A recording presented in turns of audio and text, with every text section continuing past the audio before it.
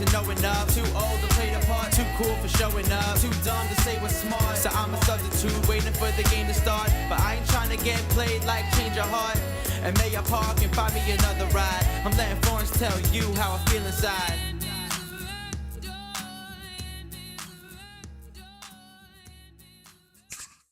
Good morning, good evening, good afternoon, whenever you're watching this video. So I have clinical OCD. Many of you may not know that because I do a better job of hiding it than I did when I was younger, and I'm on some decent medication that helps me, not have intrusive thoughts, ideas, stuff like that. So I remember when I was a kid, I don't know when I actually developed having OCD, clinical obsessive compulsive disorder. Um, but it was probably the first time I remember when I was, I don't know, maybe 7th grade. I would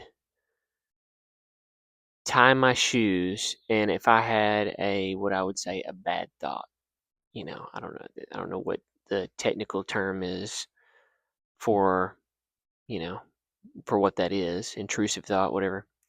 If I had a bad thought while I was tying my shoes, I would tie them again because I thought somehow that thought was connected to me tying my shoes, and then whatever that thought was would happen. So if I had a thought while I was tying my shoes that one of my parents would die in a car wreck, then because I had that thought while I was tying my shoes, I had to retie them because that would happen if I didn't.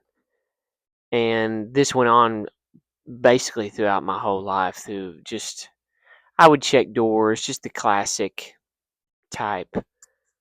I say classic type, just the things you hear about obsessive compulsive disorder does and is. The things that happened, I did, and I still check locks, I still do things, but it really did affect my high school life. I remember if I was in class and I had a thought, in order to cancel it out, I had to like make a noise or something. So I remember one of my buddies, caught me making a noise like or something like that, just some sort of gesture or something. Not really a gesture, but a audible like, to cancel that out.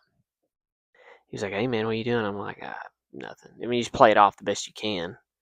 Um, but it's always annoying to me, like when I hear, and it shouldn't be, but it is. It's always annoying to me when I hear people say, "Oh, I have OCD." I just want things to be. I'm like, you don't even have a clue. Like, I can't go to sleep at night unless I know certain things are done. Like, I'm not the type of OCD who constantly washes their hands, or the type of OCD who has to have everything specifically in an order. Mine has to do more with like intrusive thoughts and things that I think will alter reality if I don't cancel that out or something. Um, but it's better now. It's controlled. It's manageable. The worst thing I feel like for someone with OCD, or one of the worst things, is having time by yourself because you're left with your thoughts. The more you have things to do and to keep your mind occupied, the better you are.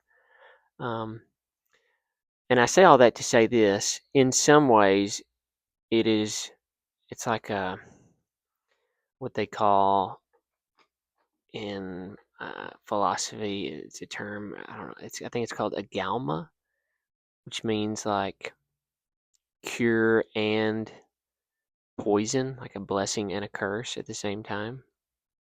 And I say that because there are things in my life that I feel like had I not had OCD, or have OCD, I wouldn't be as good at, maybe.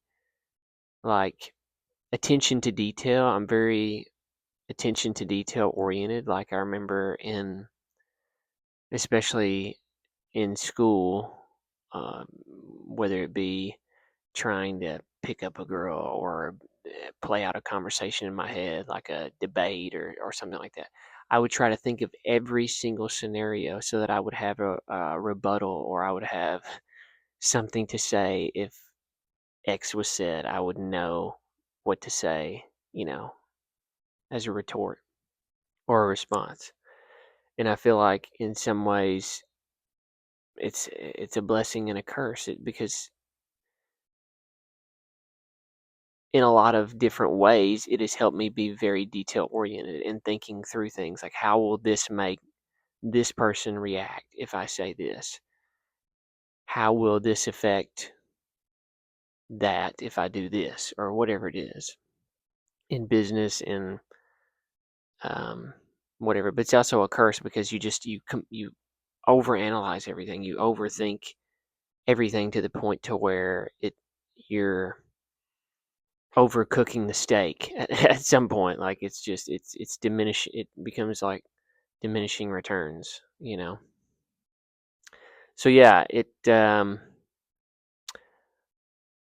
I guess the point of this video is to say, for those of you who don't know or are struggling with or need to talk about at some point, uh, feel free to reach out. I'll tell you all I know, or all I can, about obsessive compulsive disorder and what it's like, and what helps me. So yeah, I have a OCD, and I hope I don't pass that to my kids, and I hope that people who are struggling with it seek guidance and help, because that's the main thing. Just there is certain therapies and medications that help and make it easier. So yeah, that's the story of the day.